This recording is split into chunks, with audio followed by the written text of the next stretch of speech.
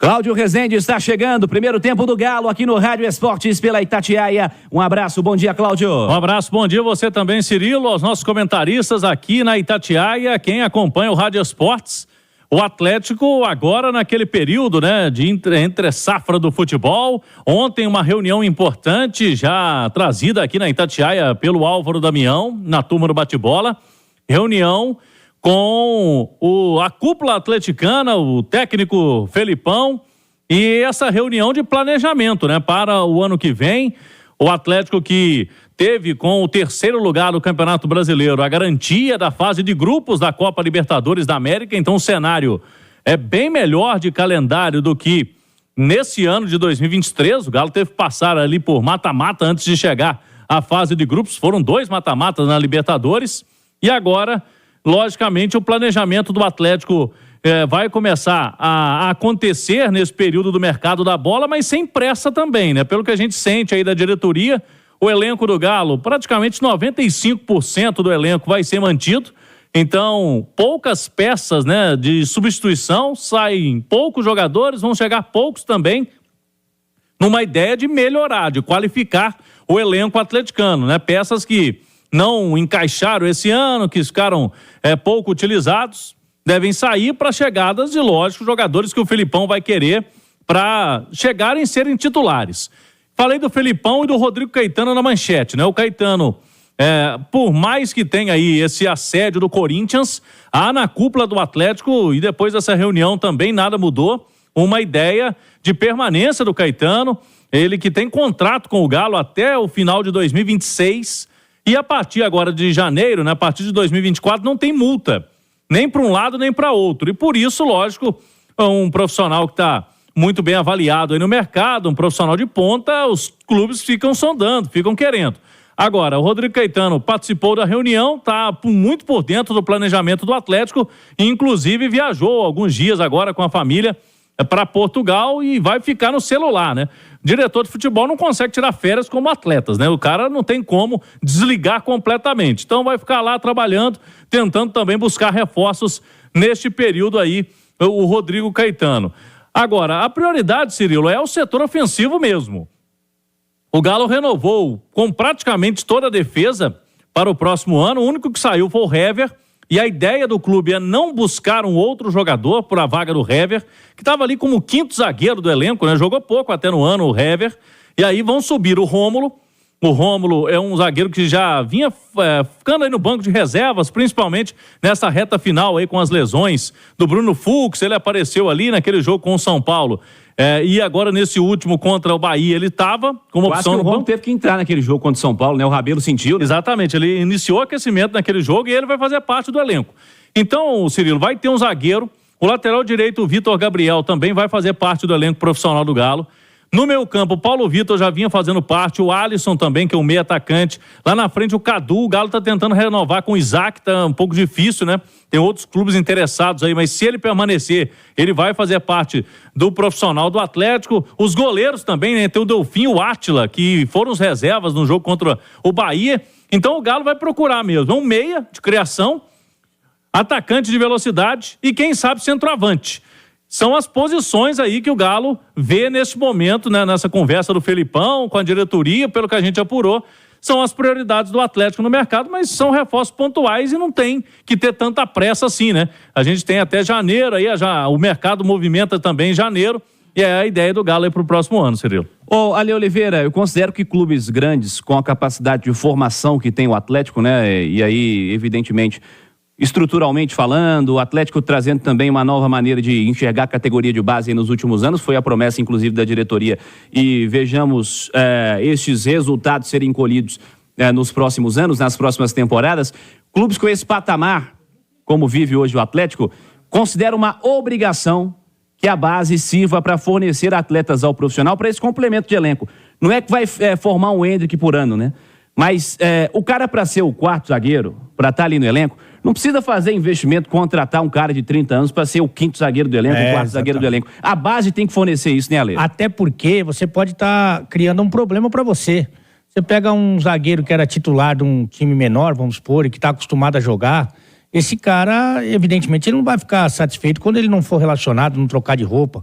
O cara da base, só dele estar ali no bolo, ele já está muito feliz. Eu, sinceramente, acho que ali, se você tem bastante dinheiro, e é o caso do Atlético, né? Do 1 ao 22, que você contrate, né? Seja mais agressivo, se você puder. Agora, do 22 até o 32, ali tem time que tem elenco que tem 34, ali é obrigação ser a base, ali é obrigação.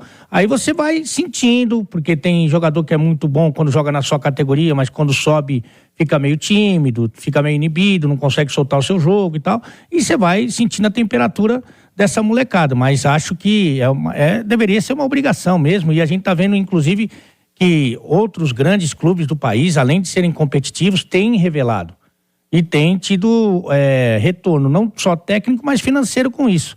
Agora, dentro do que o Claudião falou, você pegar e vou fazer aqui uma avaliação otimista, mas se você conseguir negociar, o Hever saindo também é um alto salário, mas Vargas, Kardec, Patrick e Pavon, estou sendo mais otimista. Quanto você não economiza de salário aí por mês? Para trazer outros caras que podem, de repente, ajudar um pouco mais o Atlético em 2024. É uma boa grana, hein? E o Johan termina o contrato, o Galo também vai ficar sem... É que o Johan acho que um pouquinho abaixo, né, dessa turma, você acha? De salário? Ah, não, um pouco abaixo, mas é um salário também importante. Considerável, né? Considerável também. É uma abertura de espaço na folha. Romano, como você enxerga esse planejamento do Atlético para a próxima temporada? E o Cláudio trouxe essa perspectiva de uma renovação, de uma sequência de quase a totalidade do elenco, né? A zaga, o sistema defensivo renovou por completo, no ataque ainda essas pendências, até porque o Atlético vai ter que buscar atacantes, como está dizendo o Cláudio, como as intenções de mercado iniciais já demonstraram. Você acha que é o caminho realmente? O Atlético está no caminho certo? 90, 95% do elenco continuar e reforços pontuais com o complemento da base, Romano? Eu acho, porque são dois pontos. O primeiro deles, o Atlético manteve uma base. Há quanto tempo o Atlético não consegue manter uma base de um ano para o outro, né?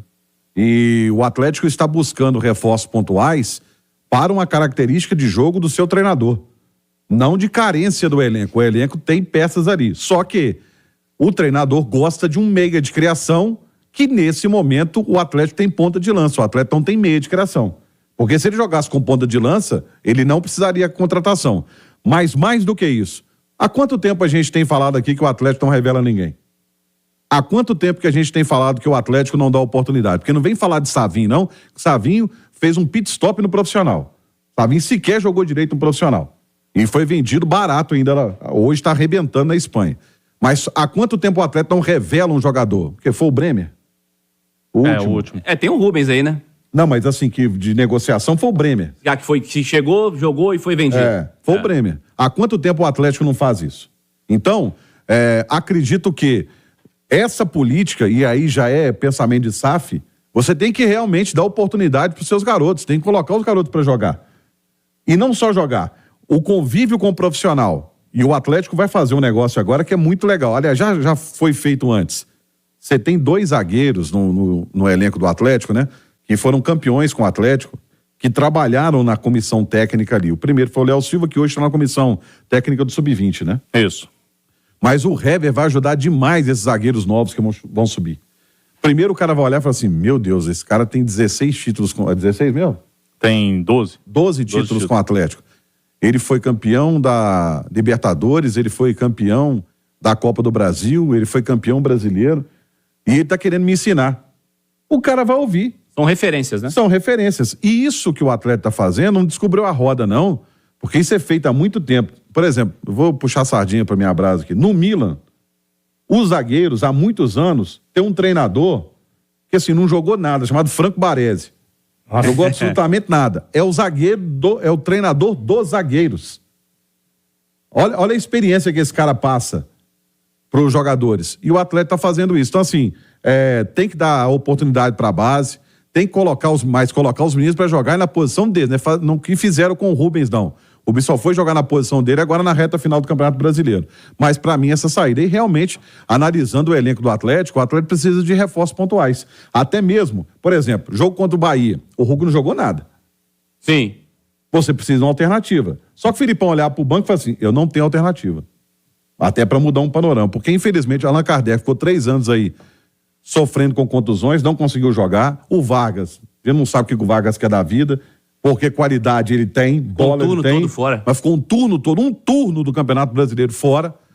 E aí o Atlético precisa dessas alternativas. E eu acho que o Atlético tá certo nesse pensamento. Agora, só um parênteses aqui para dar aquela cutucada gostosa, né? Que a gente tanto pede no YouTube, para fazer também aqui na rádio. O elenco era do Cudê. Algumas peças, inclusive, assim, algumas mesmo, né? Trabalharam com ele já. Contratados especificamente para ele. Para ele. E tem muita gente que rendeu muito mais que o Filipão, né? É verdade. É verdade. Então, isso aí é uma coisa para se pensar, né? E aí, mais um detalhe, jogando na real posição. Né? Porque, por exemplo, Edenilson nessa reta final, que voltou a ser aquele Edenilson que foi até para a seleção brasileira, antes estava jogando de ponta direita e lateral direita. É isso aí.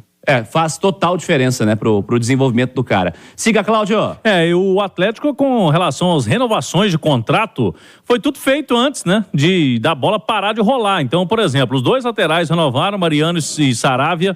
Os zagueiros, né, o Lemos, o Bruno Fux, o Batalha também renovou o contrato. O Guilherme Arana, que estava aí no último ano, né, teria o último ano de contrato, renovou mais um tempo também. Eu estou citando aqui quase todo mundo do setor de defesa. Ou zagueiros, ou laterais, ou volante.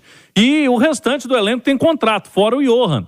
O Johan, a diretoria do Atlético, no meio do ano, já chegou na conclusão que ele não renovaria o contrato dele. Tanto que o Felipão esqueceu o Johan, né?